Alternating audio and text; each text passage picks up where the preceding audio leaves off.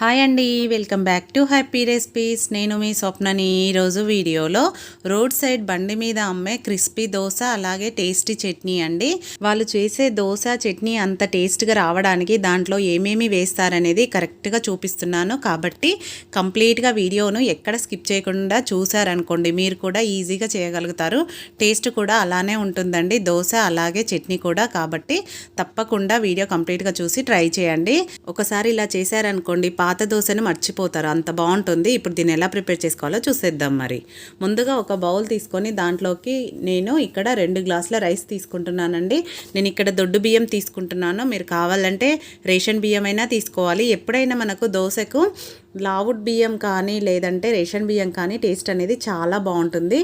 మీ దగ్గర ఇవి గనక లేకపోతే అప్పుడు సోనా మసూరి వేసుకోండి.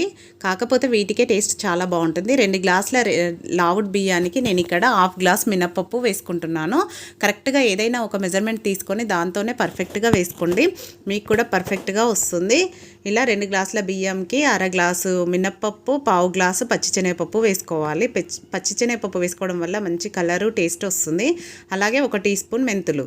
ఇవన్నీ వేసుకొని ఒక 2-3 సార్లు శుభ్రంగా కడుక్కోవాలి. వాటిలోని నీళ్ళు అనేది ఫ్రెష్గా కనిపించే వరకు శుభ్రంగా కడుక్కోవాలన్నమాట. మనము బియ్యం తీసుకునే దాన్ని బట్టి కూడా టేస్ట్ ఉంటుందండి. రేషన్ బియ్యంకి అయితే టేస్ట్ చాలా బాగుంటుంది దోశ. ఇలా 2-3 సార్లు శుభ్రంగా కడుక్కున్నాక ఇప్పుడు ఆ వాటర్ని తీసేసి మళ్ళీ ఫ్రెష్ వాటర్ వేసుకోవాలి.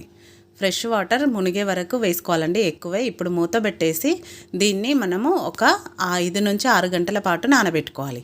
అలాగే ఇంకొక గిన్నె తీసుకొని దాంట్లోకి ఒక 1/4 కప్పు అటుకులు తీసుకోవాలి. అటుకులు మరీ సన్నగా ఉండొద్దండి, కొంచెం మందంగా ఉండేటివి తీసుకోవాలి దోశలకు. మరి సన్నగా ఉంటే అంత బాగా రాదు దోశ, కొంచెం మందంగా ఉంటే బాగుంటుంది. ఇప్పుడు దీంట్లోకి వాటర్ వేసి ఈ అటుకులను కూడా ఒక 2 సార్లు శుభ్రంగా కడుక్కున్నాక మళ్ళీ ఫ్రెష్ వాటర్ కొంచెం ఎక్కువే వేసుకోవాలి. ఇలా వేసుకొని ఇప్పుడు దీనిపైన కూడా మూత పెట్టేసి వీటిని కూడా ఒక 5 నుంచి 6 గంటల పాటు బియ్యంతో పాటు నానబెట్టేసుకోవాలన్నమాట. ఇప్పుడు దీనిపైన మూత పెట్టేసి వీటిని పక్కన పెట్టేసుకుందాం. నేను ఇక్కడ మళ్ళీ 6 గంటల తర్వాత చూపిస్తున్నాను చూడండి. బియ్యము పప్పు అనేది కంప్లీట్గా నానిపోయాయి కదా. ఇప్పుడు వీటిని మనము మిక్సీ పట్టుకోవాలన్నమాట. మీరు గ్రైండర్లో అయితేనేమో మామూలు వాటర్ పోసి పట్టుకోవచ్చండి. నేను ఇక్కడ మిక్సర్ జార్లో వేసుకుంటున్నాను కాబట్టి దీంట్లోకి మనము కూల్ వాటర్ వేసుకుంటే మనకు పిండి ఒదుగు అనేది చాలా బాగా వస్తుంది. ఎందుకంటే ఇప్పుడు సమ్మర్ కదా, వీలైతే ఐస్ క్యూబ్స్ అయినా వేసుకోవచ్చు, లేదంటే కూల్ వాటర్ అయినా వేసుకోవచ్చు. ఇలా మిక్సర్ జార్లోకి దాంట్లో ఎంతవరకు అయితే పడుతుందో అంతే వేసుకోవాలి, మరి నిండుగా వేయొద్దు. ఇలా అయితేనే పేస్ట్ అనేది తొందరగా అవుతుందన్నమాట. చూడండి, ఇలా వీడియోలో చూపిస్తున్నట్టు వీలైనంత మెత్తగా గ్రైండ్ చేసుకోవాలి. చూడండి, మనం ఇలా వేలుతో అంటే మనకి ఎక్కడ కూడా రవ్వలాగా తగలకుండా ఉండాలి. వీలైనంత మెత్తగా గ్రైండ్ చేసుకున్నాక ఇప్పుడు దీన్ని ఒక బౌల్లోకి వేసేసుకుందాం. ఇలా కొంచెం పెద్దగా ఉన్న బౌల్లోకి వేసుకోవాలండి, ఎందుకంటే పిండి అనేది పులిసి పొంగిపోతుంది. కాబట్టి కొంచెం పెద్దగా ఉన్న బౌల్లోకే వేసుకోవాలి. ఇలా వేసుకున్నాక నెక్స్ట్ మిగతా పప్పును కూడా దీంట్లోకి వేసేసుకోవాలి, బియ్యం పప్పును.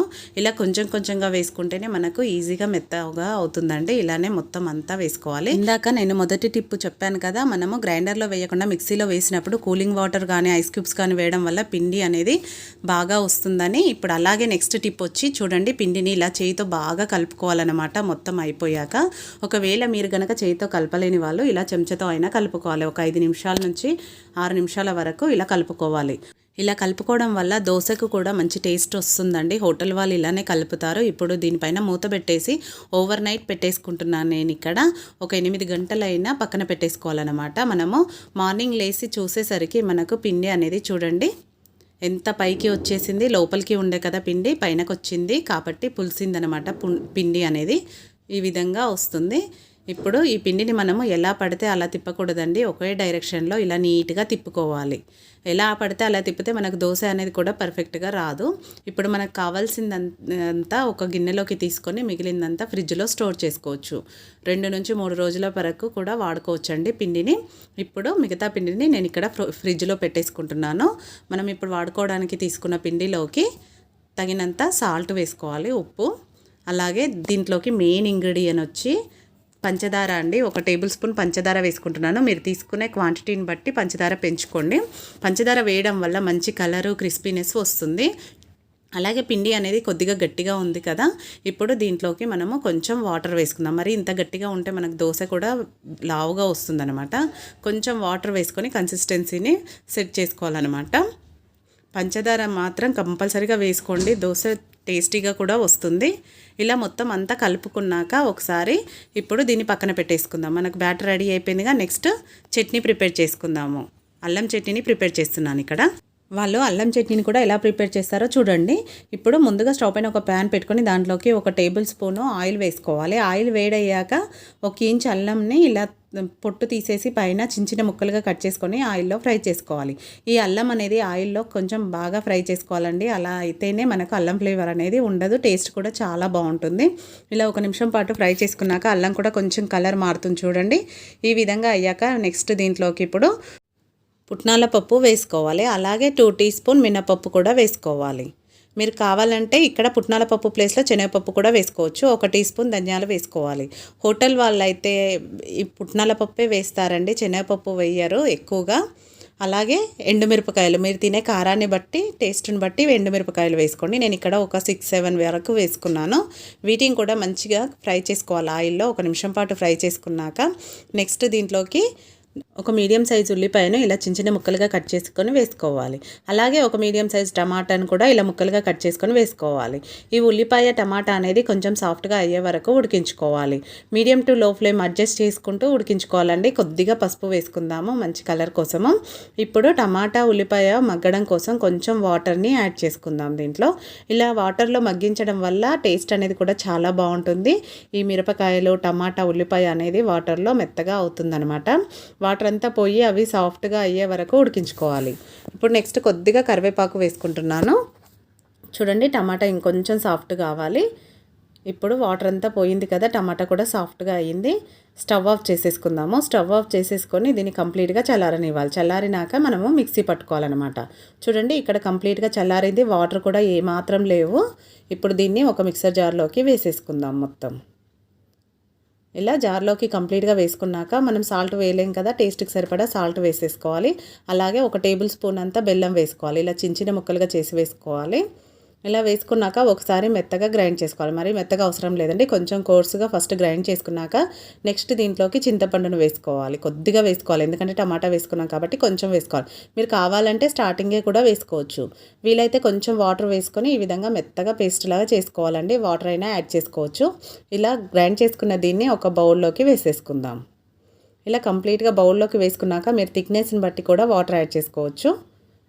నాకైతే పర్ఫెక్ట్గా ఉందండి. ఇప్పుడు దీన్ని పక్కన పెట్టి దానికి పోపు పెట్టుకుందాం. మళ్ళీ అదే ప్యాన్ పెట్టుకొని 1 tablespoon oil, 1 teaspoon మినపప్పు, ఆవాలు, జీలకర్ర, 2 ఎండుమిరపకాయలను ఇలా తుంచుకొని వేసుకోవాలి. ఇవి కొంచెం ఫ్రై అయ్యాక లైట్గా ఫ్రై అవ్వాలన్నమాట పప్పు అనేది. నెక్స్ట్ దీంట్లోకి కరివేపాకు వేసుకోవాలి. 1 రెమ్మ కరివేపాకును తుంచుకొని వేసుకోవాలి. ఇప్పుడు స్టవ్ ఆఫ్ చేసేసుకొని ఈ పోపును పచ్చడిలోకి కలిపేసుకోవడమే. అల్లం పచ్చడిలోకి ఇలా కలిపేసుకోవడమే. చూడండి టేస్టీ అల్లం పచ్చడి కూడా రెడీ అయిపోయింది. ఈ పోపు అంతా కలిపేసుకుంటే మనకి ఇప్పుడు పచ్చడి కూడా రెడీ అయిపోయింది కదా. నెక్స్ట్ మనం దోశనే వేసుకోవాలన్నమాట. ఇప్పుడు దోశ వేసుకుందాం. ఇంకా ఇది పక్కన పెట్టేసుకొని దోశ ప్యాన్ పెట్టేసుకొని అది వేడయ్యాక దానిపైన కొంచెం ఆయిల్ స్ప్రెడ్ చేసుకొని ఆనియన్తో కానీ టిష్యూ పేపర్తో కానీ ఇలా బాగా రుద్దుకోవాలండి. ఇలా ఆనియన్తో రుద్దడం వల్ల మనకు దోశ అనేది ఈజీగా వచ్చేస్తుంది అన్నమాట. పెనంకి అతుక్కోకుండా ఈజీగా వస్తుంది. మనం దోశ వేసుకునేటప్పుడు ఒకసారి ఇలా కలిపేసి ఈ విధంగా వీడియోలో చూపిస్తున్నట్టు మీరు సైజుని బట్టి వేసుకోవచ్చు బ్యాటర్. ఇలా వేసుకుంటే దోశ మనకు పెద్దగా కావాలంటే గరిటె పైన ఇంకొంచెం వేసుకుంటే ఈ విధంగా పెద్దగా వస్తుంది. మీకు చిన్నగా కావాలంటే ఒక గరిటె వేసుకుంటే కొంచెం చిన్నగా వస్తుంది. ఇలా దోశ వేసుకున్నాక పచ్చితనం అనేది పోయాక దీనిపైన ఇప్పుడు ఆయిల్ని వేసుకోవాలి. ఆయిల్ వేసుకొని మంట అనేది మధ్యలోనే వస్తుంది కాబట్టి అటు ఇటు తిప్పుకుంటూ అన్ని వైపులా మంచి కలర్ వచ్చే వరకు దోశను ఈ విధంగా వీడియోలో చూపిస్తున్నట్టు కదుపుతూ కాల్చుకోవాలి. ఈ విధంగా చూడండి ఇలా మంచి కలర్ వచ్చాక ఈజీగా వచ్చేస్తుంది అనమాట మనకు దోశ అనేది ప్యాన్ నుంచి. ఇలా ఈజీగా తీసేసుకుంటే మంచి కలర్తో దోశ అనేది పర్ఫెక్ట్గా రెడీ అయిపోతుంది. చూడండి ఎంత మంచి కలర్ వచ్చేసింది, పైన క్రిస్పీగా మంచి కలర్తో టేస్టీగా ఉంటుందన్నమాట. ఇది ప్లేట్లోకి తీసేసుకుందాము. ఇప్పుడు నెక్స్ట్ ఇంకొక దోశ చూపిస్తున్నాను. ఇప్పుడు ఇది కూడా ఇలానే వేసుకొని నేను ఇక్కడ ఒకటే గరిట వేసానండి, కొంచెం చిన్నగా వస్తుందన్నమాట దోశ.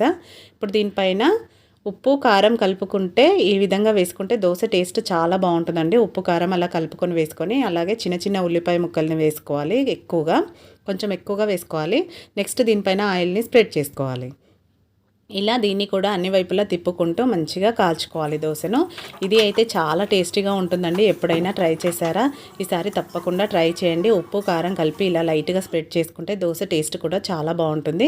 చూడండి, రోడ్ సైడ్ బండి మీద అమ్మే క్రిస్పీ దోశ ఎంత టేస్ట్గా ఉంటుందంటే చాలా బాగుంటుంది. కాబట్టి తప్పకుండా ట్రై చేయండి ఈసారి మీ ఇంట్లో. ట్రై చేశాక మీకు ఎలా కుదిరింది అనేది మీ ఫీడ్బ్యాక్ని పెట్టడం మాత్రం మర్చిపోకండి. అలాగే ఈ వీడియో మీకు నచ్చితే ఒక లైక్ చేయండి, మీ ఫ్రెండ్స్ రిలేటివ్స్తో షేర్ చేసుకోండి. మరిన్ని ఇలాంటి టేస్టీ రెసిపీస్ కోసం మన ఛానల్ వెంటనే సబ్స్క్రైబ్ చేసుకోండి. లైక్ చేయడం మాత్రం అసలు మర్చిపోకండి. Thank you for watching.